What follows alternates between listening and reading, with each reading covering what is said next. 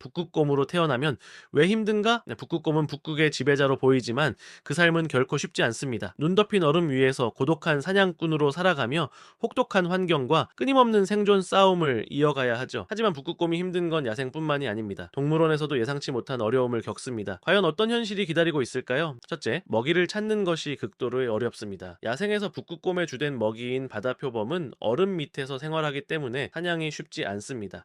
게다가 지구온난화로 해빙이 줄어들면서 사냥터도 점점 사라지고 있죠. 충분한 먹이를 찾지 못하면 몇 주, 심지어 몇 달 동안 굶주려야 합니다. 둘째, 새끼를 보호하는 것이 큰 책임입니다. 어미 북극곰은 홀로 새끼를 키우며 한겨울 혹독한 추위 속에서도 먹이를 찾아야 합니다. 새끼가 사냥법을 익히기까지는 오랜 시간이 걸리기 때문에 어미는 강한 보호 본능과 인내심을 가져야만 합니다. 하지만 먹을 것이 부족하면 새끼를 지키기가 더욱 힘들어지죠. 셋째, 강한 북극곰도 싸움을 피할 수 없습니다. 북극곰은 단독 생활을 하지만 먹이가 부족하면 서로 싸움을 벌이기도 합니다. 특히 덩치 큰 수컷들은 영역을 지키기 위해 치열한 경쟁을 합니다. 부상을 입으면 사냥이 어려워지고 결국 생존이 위태로워질 수도 있습니다.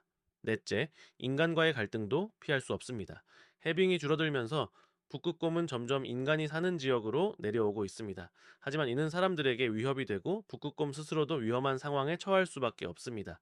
자연 속에서 살아가야 할 북극곰이 인간 세계에서 방황하는 모습은 씁쓸한 현실입니다.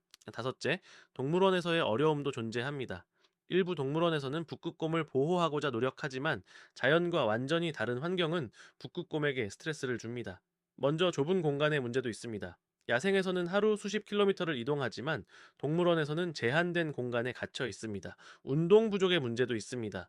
넓은 바다에서 헤엄치고 사냥하는 대신 하루 대부분을 가만히 보내야 합니다. 마지막으로 기온 문제도 있습니다. 북극의 혹한에 적응한 북극곰에게 따뜻한 기후의 동물원은 불편할 수밖에 없습니다.